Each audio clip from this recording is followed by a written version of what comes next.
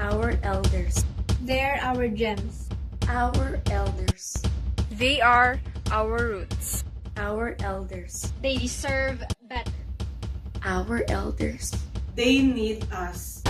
Sa Singgan, Pangasinan, isang lolang ikinadena ng sarili niyang anak. Ang 75 taong gulang na ginang agad namang sinaklolohan ng mga taga-DSWD.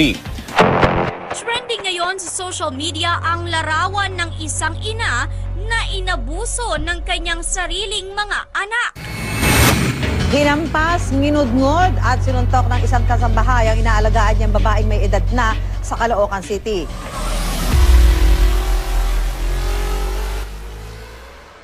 Stop the abuse. Start the appropriate care. Stop thinking of what others might think. Start thinking of what our elders deserve. Stop thinking of your ego. And start thinking of what our elders need.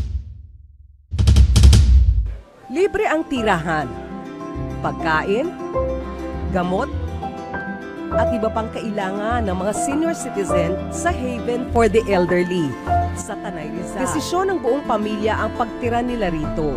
Well, there is nothing to explain kasi matanda na ako. At least I can understand. I need to be here. Wala na ako asawa. They cannot take care of me. At saka dito naman, I am well cared. I feel at home. Lahat sila caring and loving. Ano pa hahanapin ko? At mukha kayong masaya, Lola. Ano? Mukha kayong masaya. Hindi lang mukha. Totoo. Kaya nga, anong napapasaya sa inyo?